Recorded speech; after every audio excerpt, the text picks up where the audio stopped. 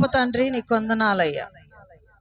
ఈరోజు వాక్య ధ్యానం అయ్యా, మరి ప్రతి ఒక్కరు కూడా తల్లిదండ్రులు బిడ్డల కొరకు ఎన్నో రీతిలో కష్టపడి కన్నీరు గార్చి అయ్యా బిడ్డలు ఎంతగానో ప్రేమించి గొప్పవారిగా చేస్తే, ఈ గొప్పవారు అయిన తర్వాత దేవుని మాటలు వినకుండా తల్లిదండ్రులను ప్రేమించకుండా ఎన్నో రీతిలో ఇబ్బందులు పెడుతున్న బిడ్డల కొరకు, తల్లిదండ్రుల కొరకు నాయన నీ వాక్యములో నుండి ప్రతి ఒక్కరితో మీరు మాట్లాడతారని అయ్యా నీ నామములో తండ్రి మేము అడుగుతూ ఉన్నాం.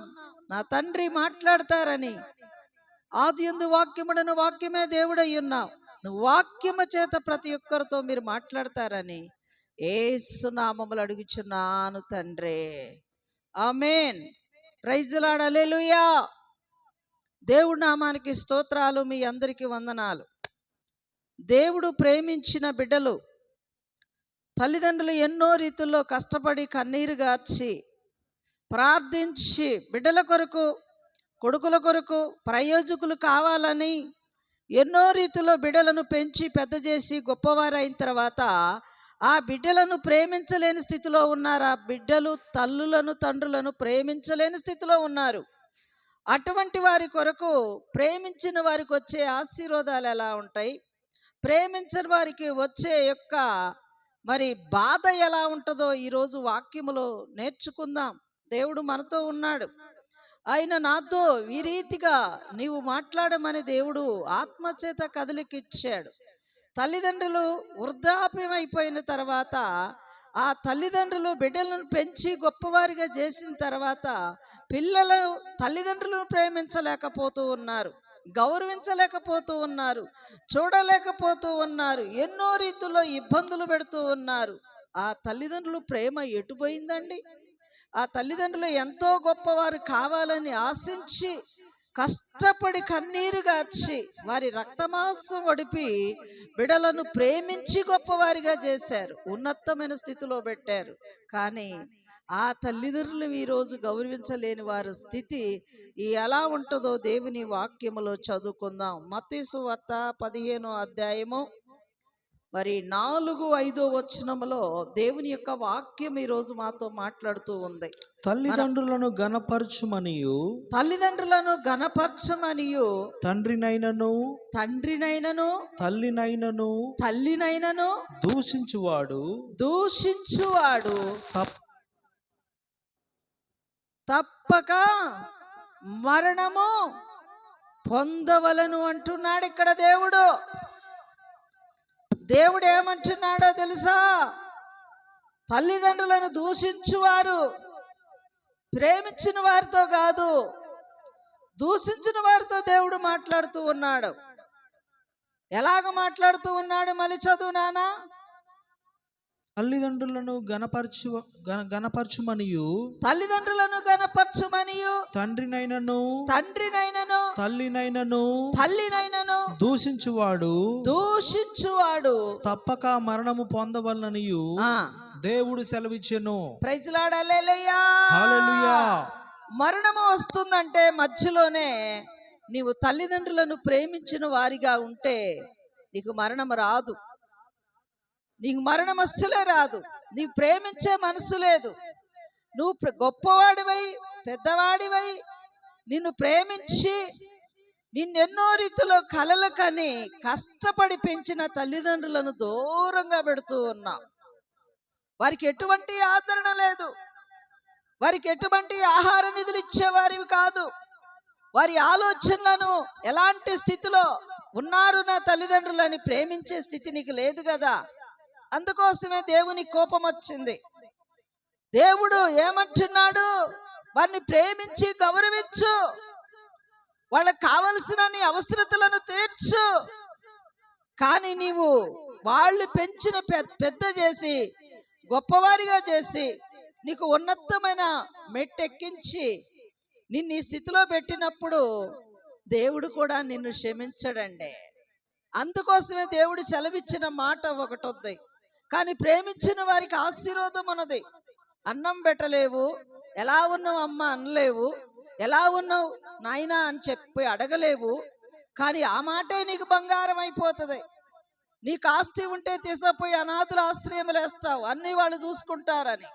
కానీ అది కాదండి. నీ తల్లిదండ్రులు నువ్వు గౌరవించటం నేర్చుకో, ప్రేమించటం నేర్చుకో. ప్రేమ చాలా విలువైనది. నీ చుట్టూ ఉన్న మధ్యలో వచ్చే నీ భార్య బిడ్డలను ప్రేమించినట్లుగా నీ తల్లిదండ్రులు నువ్వు ప్రేమించలేవు. ఎందుకో తెలుసా? ఆ ప్రేమ నీకు చాలా దూరం అయిపోయింది. ఆ ప్రేమ నీవు చెప్పుకొని నీ ఇంట్లో సమర్థించుకోలేని స్థితిలో ఉన్నావు.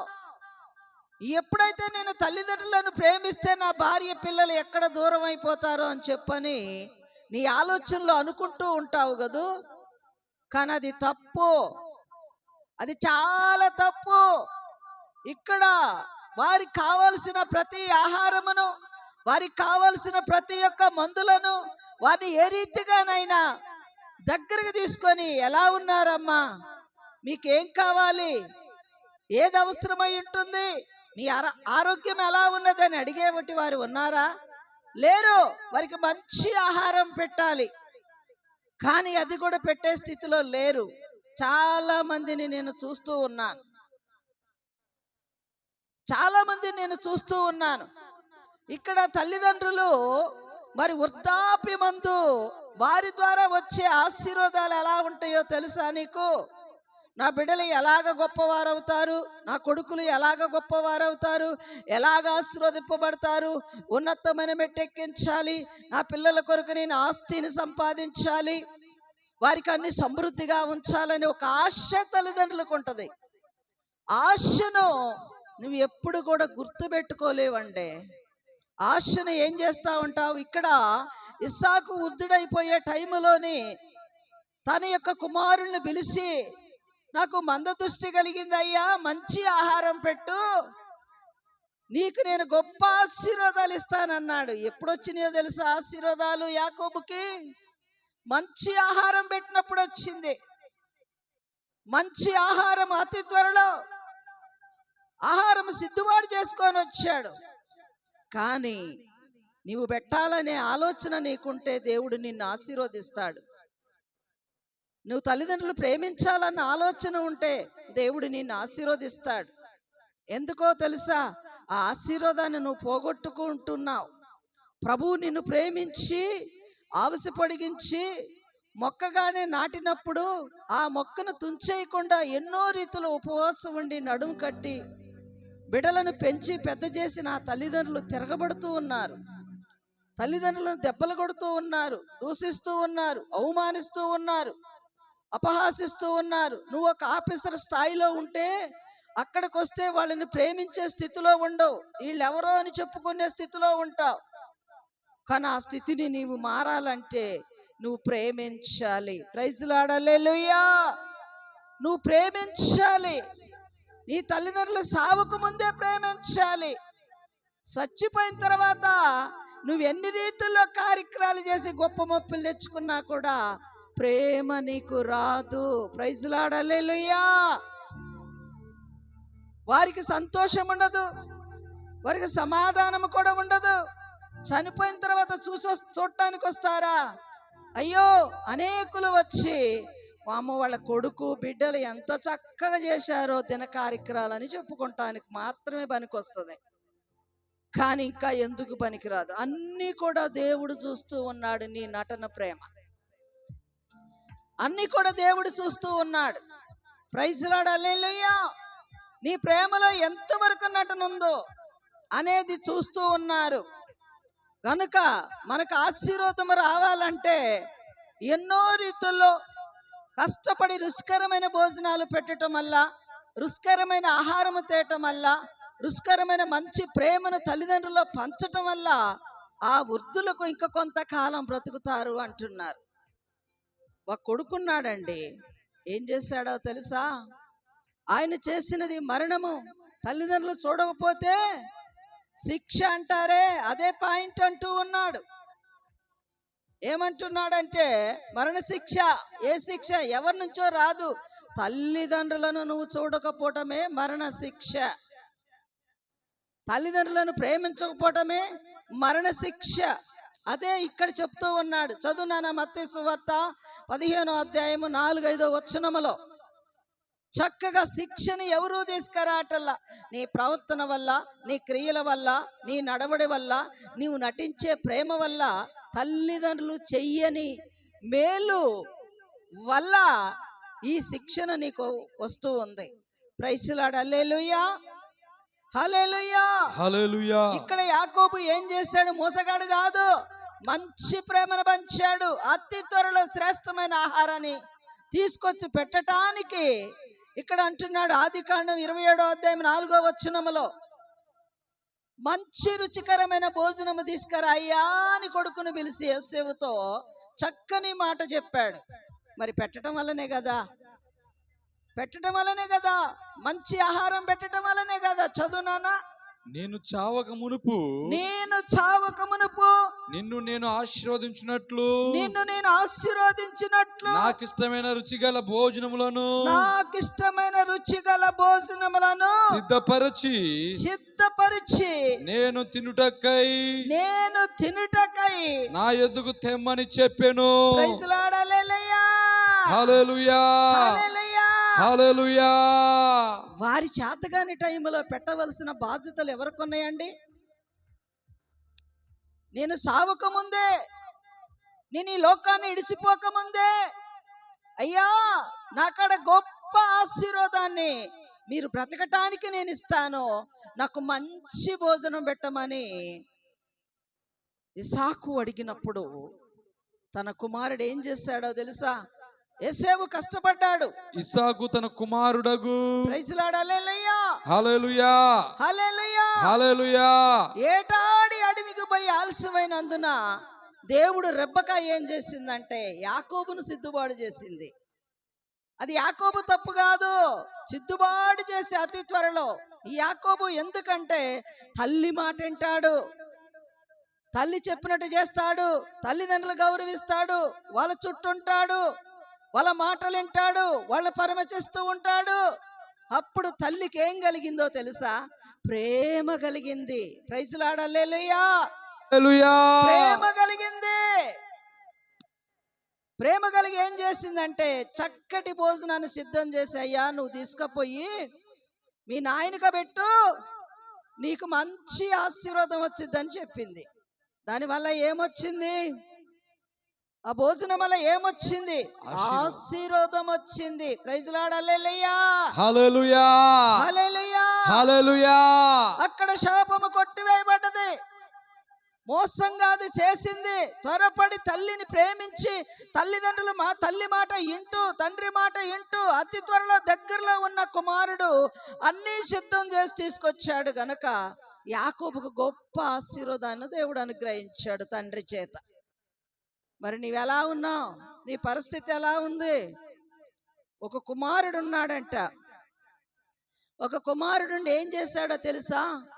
తనకు తగినంత సమర్థమైన భార్యను చేసుకొని, తన ఇష్టానుసారమైన భార్యను చేసుకొని, తనతో ఏకీభవించి ఉండటానికి ఇష్టపడక ఈ తల్లిదండ్రులు లేకుండా చేయాలని ఆలోచించిందంట.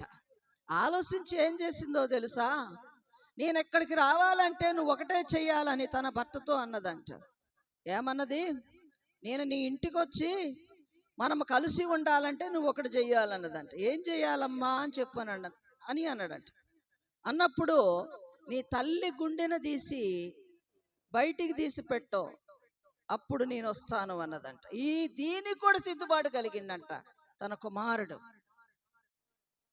దీనికి కూడా సిద్ధపాటు కలిగి ఆ తల్లిని ఒక టైంలోని వెళ్ళి ఆ గుండెను కోసి తీసే టైంలోని గుండె చెప్తూ ఉందంట, అయ్యా నువ్వు గుండె తీస్తే తీసినవుగా, నువ్వు మాత్రం నీ చెయ్యి జాగ్రత్త అయ్యా అన్నదంట.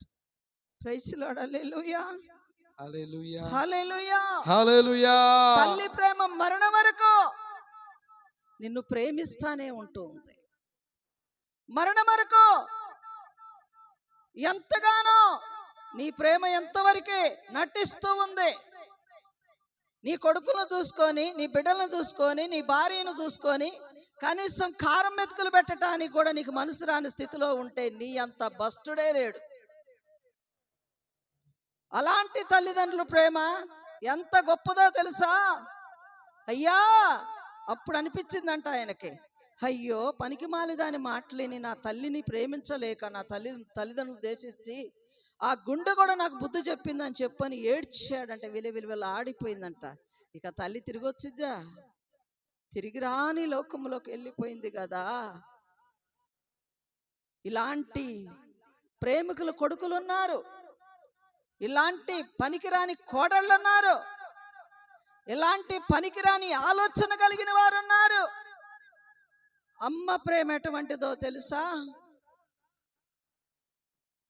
చాలా మొక్క కాడ నుంచి మానయ్యంత వరకు ప్రేమించింది. ఆ ప్రేమ ఎటువంటిది అనేది ఒక పాటను చూపిస్తూ ఉంటాను. Praise the Lord. హల్లెలూయా, హల్లెలూయా. ప్రసివేదన శ్రమ అనుకుంటే అమ్మ మనకు జన్మనిచ్చునా, బంధాలన్నీ భ్రమ అనుకుంటే ఊడిగాలు మనక చేరునా, బాధలు ఎన్నైనా బ్రతుకు ఇవ్వాలని కోరి కోరి శ్రమ పొందిన అమ్మను చూడు, అమ్మ త్యాగము చూడు. కోరి కోరి శ్రమ పొందిన అమ్మను చూడు, అమ్మ త్యాగము చూడు. శ్రమ దినమున నీవు కృంగితే చేతగాక నిలిచిపోదువు, శోధనులకు నీవు లొంగితే పనికి రాని పాత్రవగుదువు. శ్రమ దినమున నీవు కృంగితే చేతగాక నిలిచిపోదువు. Praise the Lord. హల్లెలూయా. ఈ లోకపు ప్రేమ, తల్లిదండ్రుల ప్రేమ అన్యాయముగా విసర్జిస్తూ ఉన్నారు. విసర్జించటం వల్ల ఏముంటుందో తెలుసా? ఇక్కడ ఒక మాట చెప్తూ ఉన్నాడు. లేవికాండము 20వ అధ్యాయము 9వ వచనములో చక్కగా చెప్తూ ఉన్నాడు. లేవికాండము 20వ అధ్యాయము 9వ వచనములో తండ్రినైనను తన తల్లినైనను దూషించును వానికి మరణ శిక్ష విధింపవలెను. Praise the Lord. హల్లెలూయా, హల్లెలూయా, హల్లెలూయా. ఎవడైనను తన తల్లిని తండ్రిని దూషించునో వాడికి ఏముంటదంట? మరణ శిక్ష. ఎవరో పెట్టే శిక్ష కాదు ఇది, దేవుడు పెట్టే శిక్షే. తెలియని రీతిలో మరణం, తెలియని రీతిలో బాధ, తెలియని రీతిలో కష్టం, తెలియని రీతిలో కన్నీళ్లు. ఇది తల్లిదండ్రుల ద్వారా దేవుడు కలగజేసే శిక్ష ఇది. Praise the Lord. హల్లెలూయా. నీ ప్రేమలో నట నుండి తల్లిదండ్రులు సంపాదించిన ఆస్తుల కోసం, డబ్బు కోసం, ధనము కోసం నీవు నటిస్తూ ఉన్నావేమో. నీ నటించే ప్రేమను దేవుడు చూస్తూ ఉన్నాడు బిడ్డ. Praise the Lord. హల్లెలూయా. దేవుడు చూస్తున్నాడు. మంచివారిని చూస్తూ ఉన్నాడు, చెడ్డవారిని చూస్తూ ఉన్నాడు. మంచివారి ప్రేమను మరణం అయ్యేంత వరకు ప్రేమించే బిడ్డలకు ఏమొస్తుందో తెలుసా? తన కొడుకులకు ఏమొస్తుందో తెలుసా? సమృద్ధైన ఆశీర్వాద నిధులు ఉంటాయి, సమృద్ధైన ఆవశ్యం ఉంటుంది, సమృద్ధైన ఫలములు ఉంటాయి, సమృద్ధైన దీవెన ఉంటుంది. అందుకోసమే నీవు నీ తల్లిదండ్రులను ప్రేమించు. ప్రేమను దూరం చేయబాకు. నీ భార్యను బట్టో, నీ కొడుకులను బట్టో, నీ పిల్లలను బట్టో, వారికి ఉన్న డబ్బులు, ఆస్తులు, అంతస్తులు, సంపాదించిన దాని ఆస్తులు కుదరకపోతే అచ్చ చేసి చంపుతున్నావేమో ఆస్తుల కోసం. జాగ్రత్త బిడ్డ.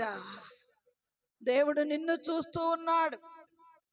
ఎందుకంటే ఇక్కడ శ్రమపడ్డ అమ్మను చూశారు కదా. ఏమంటున్నది? బాధలు ఎన్నైనా బ్రతుకు ఇవ్వాలని కోరి కోరి శ్రమ పొందిన అమ్మను చూడు, అమ్మ త్యాగము చూడు. శ్రమ దినమున నీవు కృంగితే చేతగాక నిలిచిపోదువు. శోధనులకు నీవు లొంగితే పనికి రాని పాత్ర వగుదువు. ప్రైజ్ లార్డ్, హల్లెలూయా. అమ్మా నాన్న నుంచి నీకు శ్రమ వచ్చిందా, కష్టం వచ్చిందా, వాళ్ళ ద్వారా నీకు బాధ కలుగుతుందా? అందుకోసమే వాళ్ళని ప్రేమించలేకపోతున్నావా? ప్రేమించు. అమ్మా నాన్న విడిచిపెట్టబాకు. నువ్వెక్కడ నుండి బిడ్డ, దేవుడు నీతో మాట్లాడమని నాతో చెప్తూ ఉన్నాడు. నువ్వు ప్రేమించే స్థితిలో లేవు. ప్రేమించిన వారిని ప్రేమిస్తాడు దేవుడు. ఆయన ప్రేమ తల్లిదండ్రులను ప్రేమించిన వారిని దేవుడు కూడా ప్రేమిస్తాడు. దేవుడు కూడా ధననిధులతో నింపుతాడు. ఆయన ప్రేమ స్థిరకాలం మీకుంటది. ఎందుకో తెలుసా? తన బిడ్డలను ఎంతగా నన్ను చూస్తున్నారు. నా బిడ్డలు చాలా విలువైన వారు. మేము ఇప్పటి వరకు నా బిడ్డలు గొప్పవారని చెప్పుకుంటారు కదా. వారి ఏడుపు లేకుండా సంతోషించి అనుభవిస్తూ ఉంటారు కదా. అందుకోసమే వారి ఆశీర్వాదాలు మీకుంటాయి. కానీ ఇక్కడ ప్రేమించిన వారికి ఏముంటుందంట? శాపం, శిక్ష. నిన్ను బట్టి, నీ ప్రవర్తన బట్టి, నీ ఆలోచన బట్టి, నీ నడవడిని బట్టి నీకు, నీ బిడ్డలకు, నీ భార్యకి శిక్ష. నువ్వు కాళ్ళతో దంతూ ఉన్నావేమో, నువ్వు చూడలేని స్థితిలో ఉన్నావేమో, ఎందుకు ఇంకెంతకాలం బతికారు, చావలేదని అంటూ ఉన్నావేమో. అందుకే ఈ శిక్ష నుండి నువ్వు తప్పించుకోలేవు. ప్రైజ్ లార్డ్, హల్లెలూయా, హల్లెలూయా. తప్పించుకోలేవు. అందుకే లేవి ఖండములో దేవుడు చెప్తూ ఉన్నాడు, ఈ శిక్ష నుండి నువ్వు తప్పించుకోకపోవటానికి కారణము నీ ప్రేమలో ఉన్న లోపం. ప్రైజ్ లార్డ్, హల్లెలూయా. బిడ్డ, ఇప్పటికైనా సరి చేసుకో. నువ్వు బిడ్డవే కావచ్చు, కొడుకువే కావచ్చు, కోడలవే కావచ్చు, మనవరాళ్లే కావచ్చు. ఈ వృద్ధాప్య మందు పడిపోయి ఉన్న వృద్ధులను ప్రేమించటం నేర్చుకో. అప్పుడే స్థిరకాలం అంటే తరగన నిధులు వంటి ఆశీర్వాదాలు యాకోబును ఆశీర్వదించినట్లుగా నిన్ను, నీ కుటుంబాన్ని, నీ పిల్లలను ఆశీర్వదిస్తూ ఉంటాడు. అబ్రహామును ఆశీర్వదించినట్లుగా మిమ్మల్ని ఆశీర్వదిస్తూ ఉంటాడు. తల్లిదండ్రులు తనంతరము కూడా పట్టడం మెతుకుల కొరకే చూస్తారు కానీ వారు మీ డబ్బులు, మీ ఆస్తుల కొరకు చూసే తల్లిదండ్రులు కారు. కనుక వాళ్ళని ప్రేమించటం వల్ల స్థిరమైన దేవుని కృప మీ కుటుంబానికి ఉంటూ ఉంది. Praise Lord. దేవుడి ఇచ్చిన వాక్యం దీవించునుగాక. కళ్ళు మూసుకోండి, ప్రార్థన చేస్తా. మహాపరిశుద్ధుడా, నీకు స్తోత్రం అయ్యా. ఆది యందు వాక్యముడను, వాక్యమే దేవుడు అయి ఉన్నావు. దహించు అగ్నిజ్వాల అన్నింటికి మినిస్ట్రీలో ఎంతో మంది తల్లిదండ్రులు బాధపడుతూ ఉన్నారు, కష్టపడుతూ ఉన్నారు, కన్నీళ్లు కారుస్తూ ఉన్నారు, ఆకలి దప్పులతో అల్లాడిపోతున్నారు. చూడని వారు గొప్ప మెప్పులతోటి, వస్టేజీలతోటి, పంతాదులతోటి ఎన్నో రీతిలో ఇబ్బందులు పెడుతున్న వారి గురించి నీవు ఈరోజు మాట్లాడినావు కదా తండ్రి. ప్రతి ఒక్కరు ఇన్నవారు, నేను ఇలాగ నడిచాను, ఈ శిక్షకు నేను కారకుడిని, దేవుడే నాతో మాట్లాడుతున్నాడు, ఇబ్బందులనే కొలిమిల నుండి బయటికి పోవటానికి కారణం నేను నా తల్లిదండ్రులను చూడకపోవటమే కదా అనే ఆలోచనలు గుర్తింపు చేసి ఈ చిన్న ప్రార్థన వల్ల ఎంతమంది అయితే ఈ వాక్యాన్ని వింటున్నారో ఇన్న ప్రతి ఒక్కరు మార్చుకోవటానికి కృప అనుగ్రహించమని యేసు నామములో అడుగుచున్నాను తండ్రి, ఆమేన్. Praise Lord. God bless you. దేవుడు మిమ్మల్ని దీవించును.